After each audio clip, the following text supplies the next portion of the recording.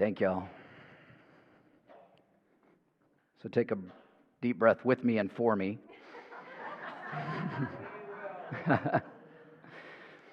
I don't know about you, but I am loving our theme for 2024, practical tools for spiritual living.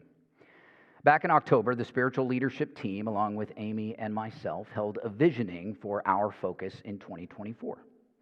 Much like our New Year's celebration, this was a process of releasing the old, whether good or bad, and creating a space to allow Spirit to reveal its flow through us in the new year. We had whiteboards and Post-it notes full of spiritual ideas and themes, I'd say 50 or 60 in all, and we ultimately arrived at practical tools for spiritual living. Something we're really passionate about is this idea of providing you with a new spiritual principle each Sunday for you to practice throughout the week. So, let's recap the tools that we've gained so far. We began the year with a white stone ceremony facilitated by Rev. Carla McClellan, where she highlighted our practical tool for the month, which was imagination, and our tool for that first Sunday of the year, which was new beginnings. So I invite you now to recall your new name from that service, that which you were called to write on your white stone. And if you weren't here, simply think about your goals going into 2024 and recognize that those goals or that name is the very thing you may be building with the tools that you're gaining throughout the year. Our second spiritual tool was provided by New Thought musician Eddie Watkins Jr. through a beautiful musical message where he invited us to stop at those hard times in life, take a breath, and ask the question, what would love do now? And who else feels like they've used this every day since? Yes. Guest minister Reverend Linda Martello-Whitsitt from Unity Worldwide Headquarters provided her empowering perspective on the spiritual tool of prayer and how we can call on the God within us to bring us back from the brink of life's difficult circumstances. And this past week, Janine Hedberg opened us up to experiencing and practicing our power of thought to make what we imagine a reality and realizing that whether we know it or not, we are always doing this. So now we transition into a new month with a new theme and new tools, or maybe new ways to think about and practice tools that we're already familiar with. And at the beginning of the month, Rev. Eileen said to me, let's make February a love revolution. Right? Love revolution might just be the best way to describe our unity teaching. Someone walks up to you on the street and says, what's unity about? You could just say, love revolution.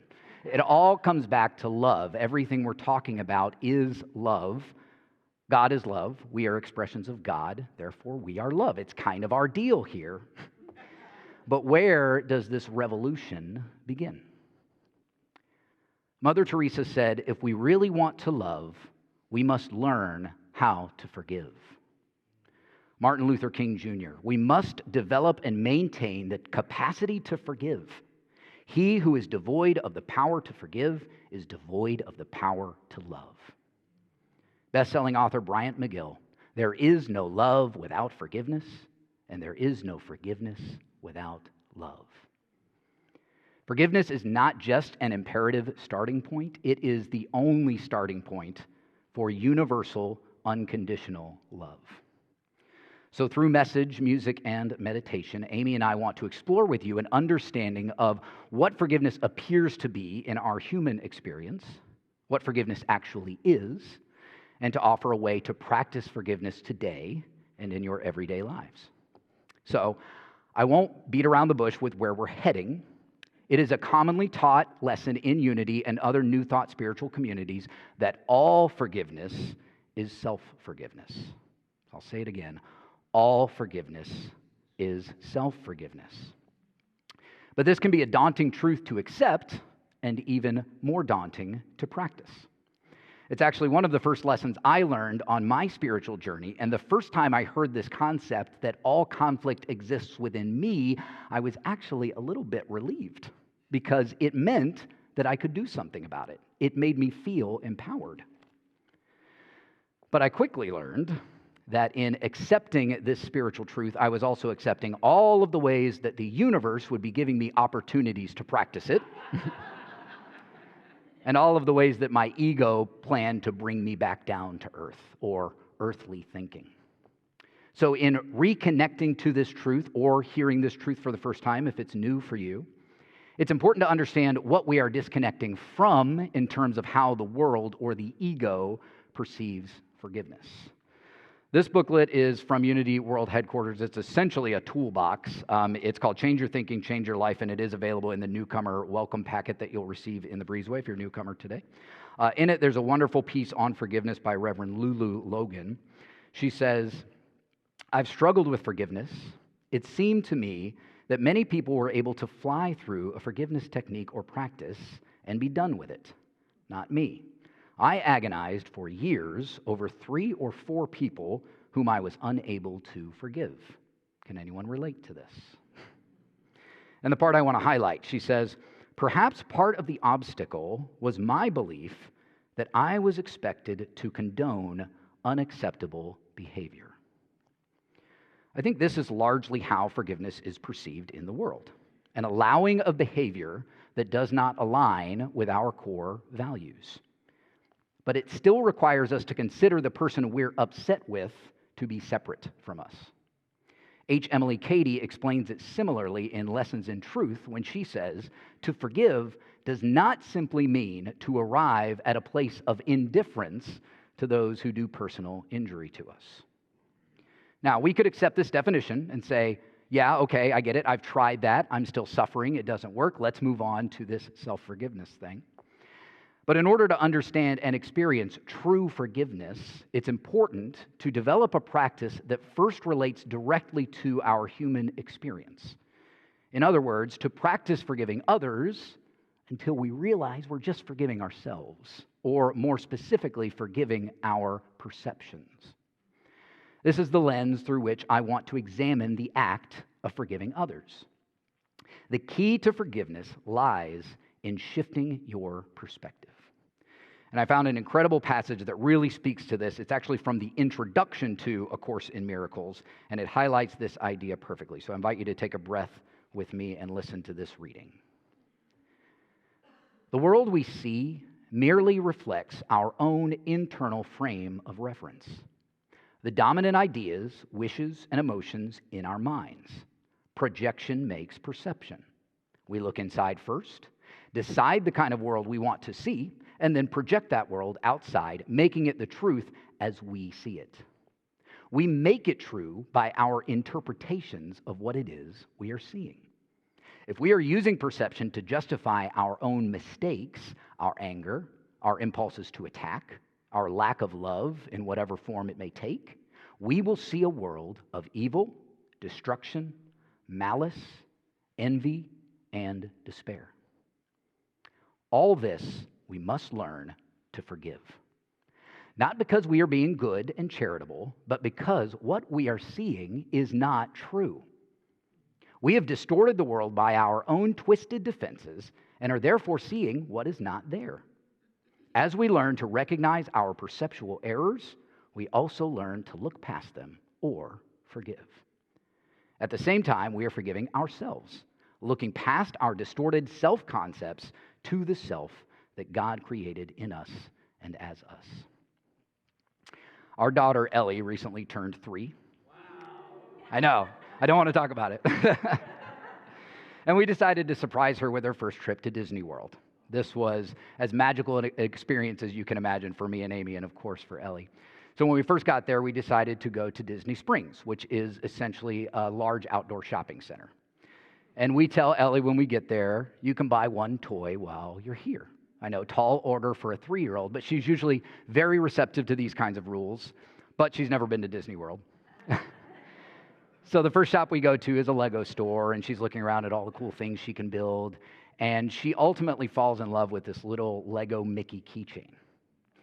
And we tell her, are you sure you want to buy your one toy now? We're going to go to a lot of stores while we're here. She doesn't care. She loves the Mickey keychain. I love the Mickey keychain because it's $6.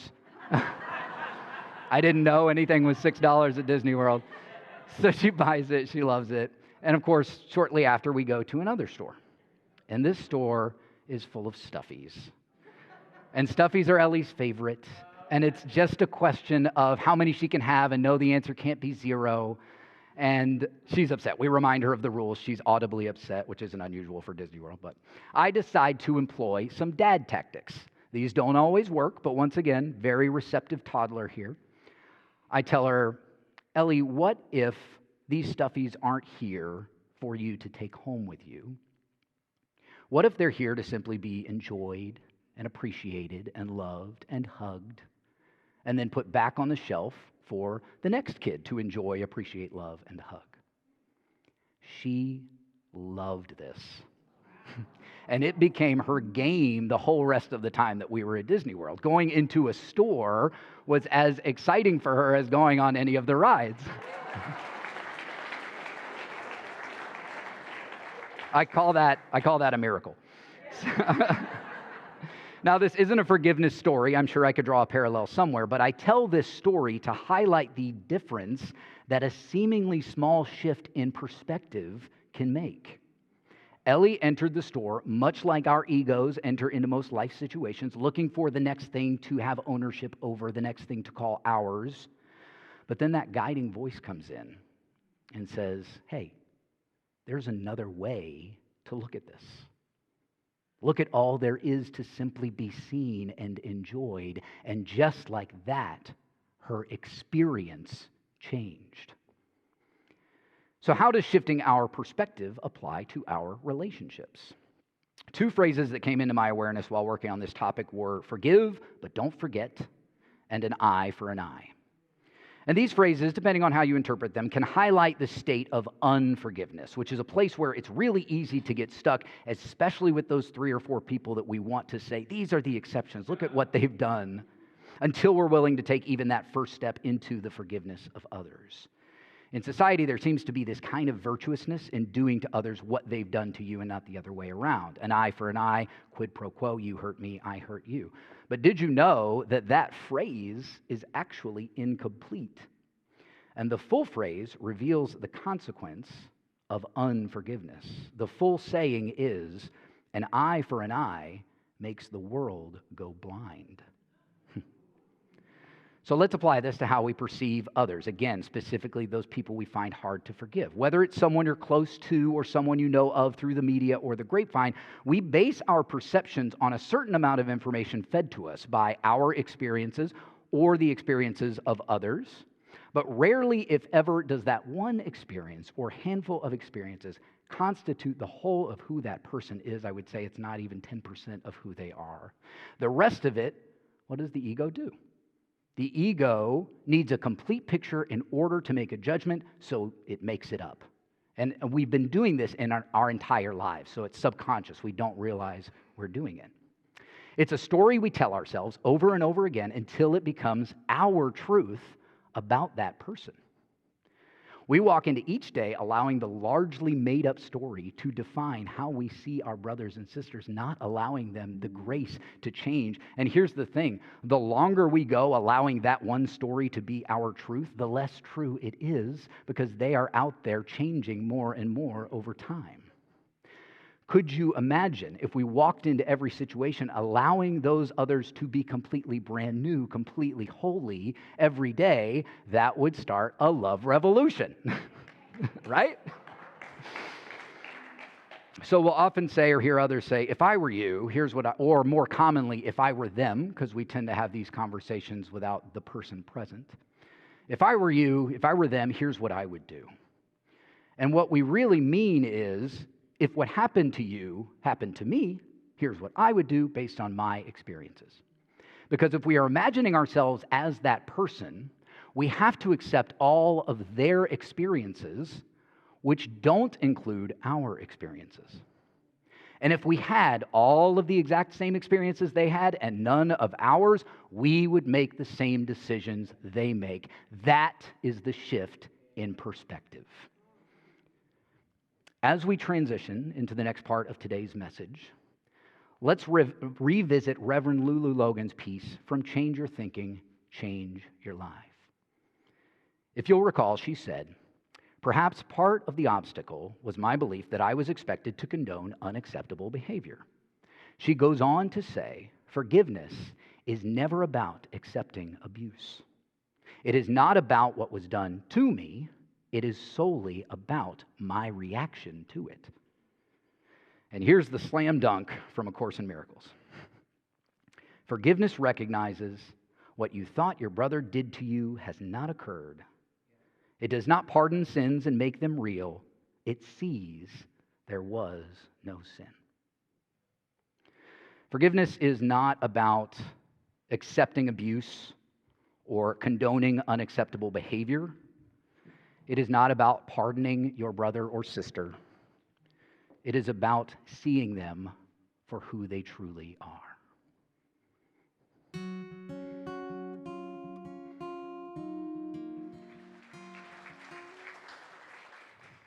Thank you.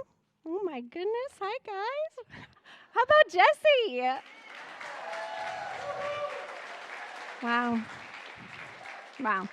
If you would have told the Jesse and Amy of 10 years ago that we would be up here giving a message at a church, we'd say that you were talking to the wrong Jesse and Amy. But that's the amazing thing about life, is that you can look back 10 years ago and barely recognize the person that you were. And how amazing is it that in the next 10 years, who are you going to be? Where are you going to be? What are you going to be doing? It's such a magical thing. And we were so honored when we were asked to speak today. It's an honor and a blessing, and we don't take it lightly. It's something that we never thought we would be doing, but we are so happy to be here with you all. And I think that we were chosen specifically for the month of love, probably, which is funny because really, Valentine's Day is the only Valentine's Day is the only holiday that we don't celebrate. But a love revolution, we are glad to celebrate.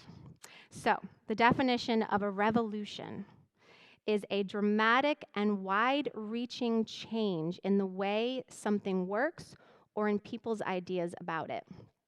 And man, isn't that what we're about? I mean, we are here to change the way that we show up in the world, the way that we love in the world, because we know that when we do this, we change the world. We change the world we see, and we change the people around us. Now, being the embodiment of Christ and the love that you want to be in the world can be effortless in certain situations. You know, you may have a cousin that you've grown up with all your life. You have that shared experience. Or that friend that has been with you through your darkest times. And here at Unity, I mean, it's culturally accepted and expected to love thy neighbor. We show up and we hug strangers. We have deep, meaningful conversations. It's easy and effortless here at this sanctuary to be the full embodiment of love. But I doubt you're being that same exact expression at the person at Publix, you know. So there's room to grow, for sure. I am a visual learner, and we all loved when Janine came up here and had the 2 chairs and introduced us to her roommate. And when I think of a love revolution, I think of a half-frozen lake. Yeah, a half-frozen lake. I know that kind of sounds weird, but go with me here. The areas where there's water available, to me, I see that as our love, the love that is easy, the love that we have for our friends and our family and the people here at Unity. It's readily available to us. And you can probably see where I'm going with this, but the frozen side is a side where we feel we could never love, where there is no love available to be had. But the funny thing about that lake is underneath that frozen water is living water, abundant, fish swimming, life happening. That is the love that is available for you if you can break through the ideas that you have put in place about people, places, things, yourself. We have to thaw it out. We need to break through it to have that access of love that is always available to us. Now, Jesse walked us through changing our perspective about others and in so forgiving them and ourselves. But I don't know about you, I have a hard time forgiving myself. Forgiving others has become much easier, especially because of unity. I mean, we learn that you and I are one, that you are the light and love of God, and therefore I am as well, and that we can be impeccable with our word and love thy neighbor. And so, yes, when I have a human experience and someone comes up to me and says something that hurts me or I hurt them, I can typically come back around to forgiveness once I practice what I've learned here at Unity. But conversely, I have a very hard time forgiving myself for the exact same reason. I go, Amy, you go to Unity. How could you think this way? Like, you know that they are the love and light of God. How can you think that way? You know that you should not be judging others. How dare you have that thought? Which is very interesting. And I think that that's the invitation to ask for more of myself, to dig deeper. And the way that I do that, which is tricky, is I try to move into the observer, which is hard. It's very, very hard to step out of a situation and look at it from God's perspective. You know, we've been building the muscle of our ego for some of us all of our lives. So we've been building that muscle of they are separate from me. There is fear in the world. There is danger in the world. There is anger in the world. And that's what they are. They're the enemy. Life is happening to me. We've been building that. And it took a while, but now it's strong. And so we need to give ourselves grace to build a new muscle, the muscle of the observer. I remember when I first started coming to Unity, and we always talk about traffic, but truly that's where like pure anger comes out of is traffic. I remember, at the beginning of Unity, if somebody were to cut me off, he'd be like, "What are you doing?" And then slowly, Sunday after Sunday, somebody would cut me off and I'd be like, "What are you doing?" And then it would turn into, "What's going on? Are they okay? Like, why are they in a rush? I hope they're all right." I mean, Jesse says he always thinks that somebody's in labor.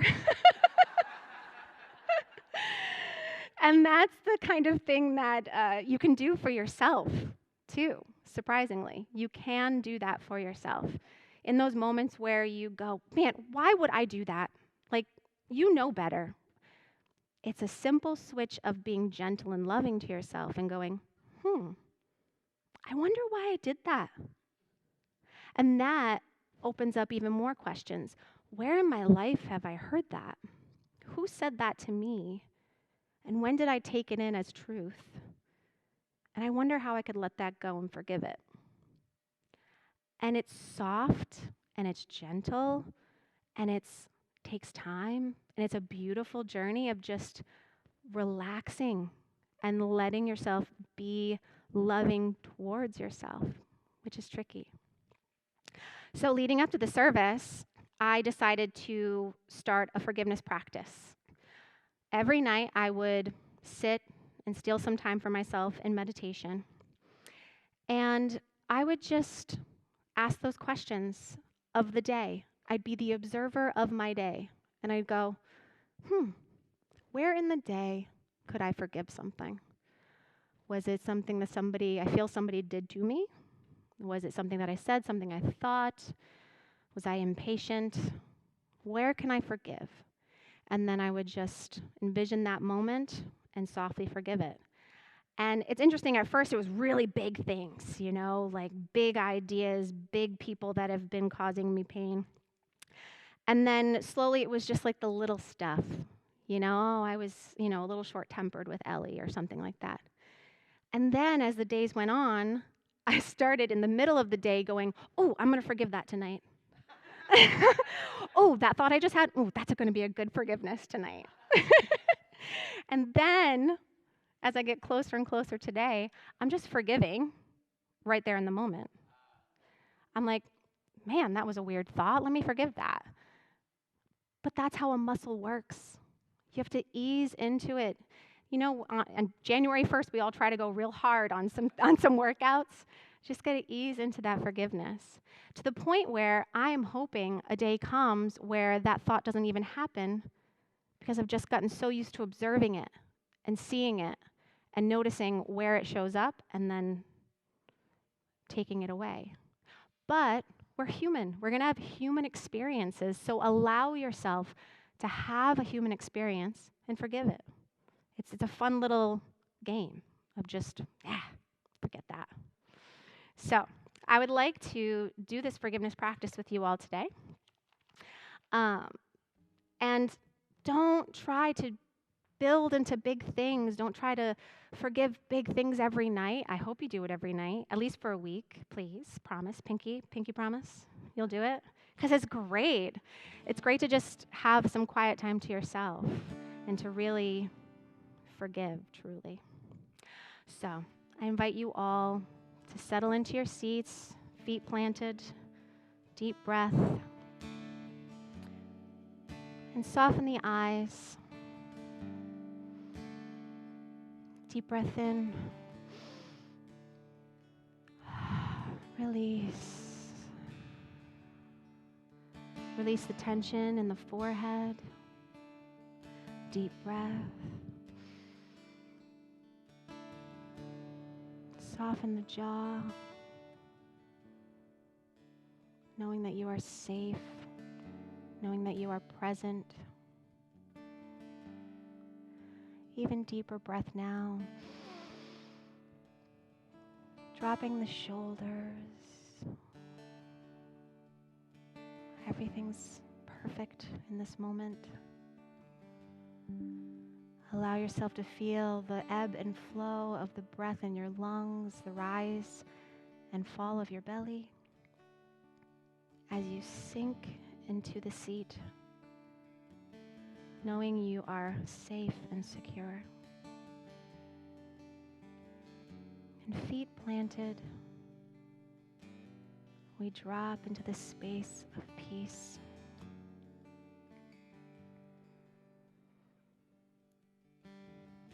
Now I'd like you to envision with me a forest. Snow softly on the ground. As you step, you hear the crunch of the snow, the cool breath in your nose, and the sound of birds in the distance. Walking along this path, a smile on your face, you open into an area where there's a large lake, half frozen. It's still and calm, peaceful.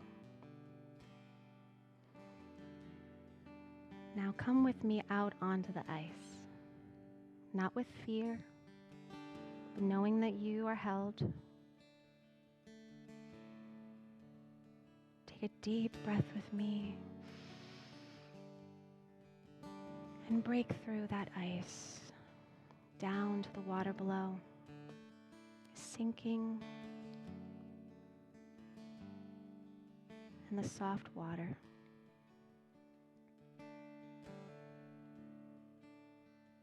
Now in your mind, I'd like you to bring up a person you've never met, but have placed an idea upon them based on your perspective and your perception of them. Really see them clearly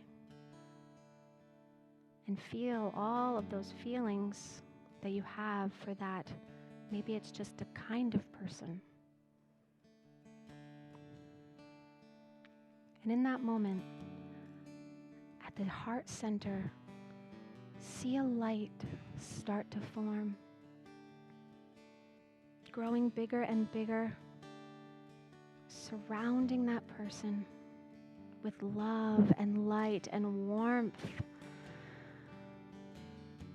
And in the silence, say to them, I forgive you. I forgive you.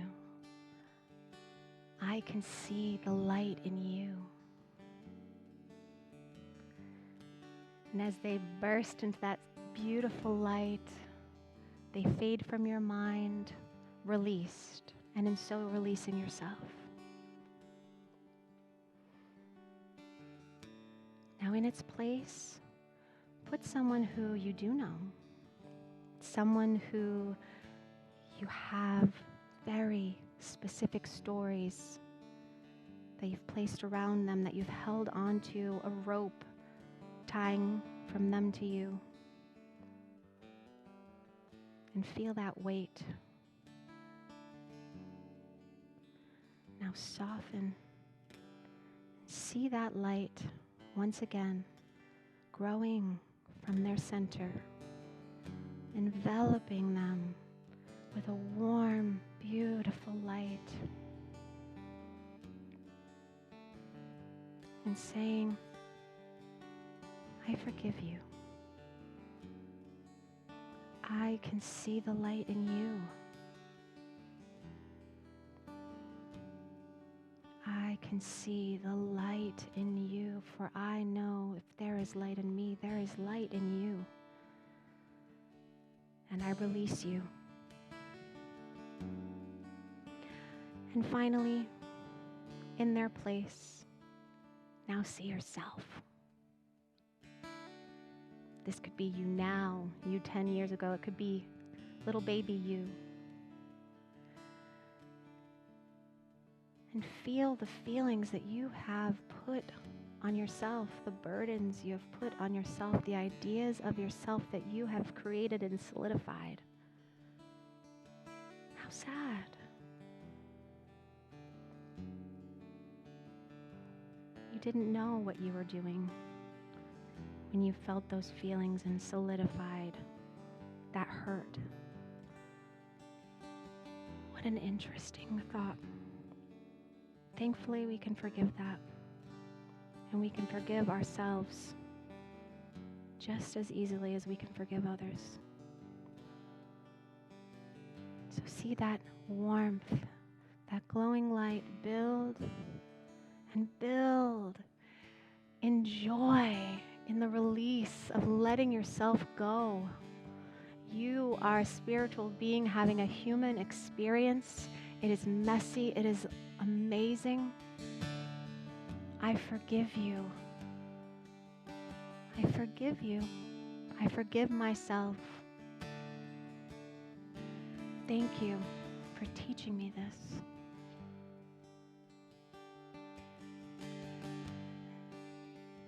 And as we rise out of that water, we rise new. We rise as a new, refreshed, restored light of God. And we can do this daily, hourly, minute by minute. We can forgive and be new. So take a deep breath with me. A new breath, a new day. How amazing. And as you come back into this space, open your eyes when you're ready.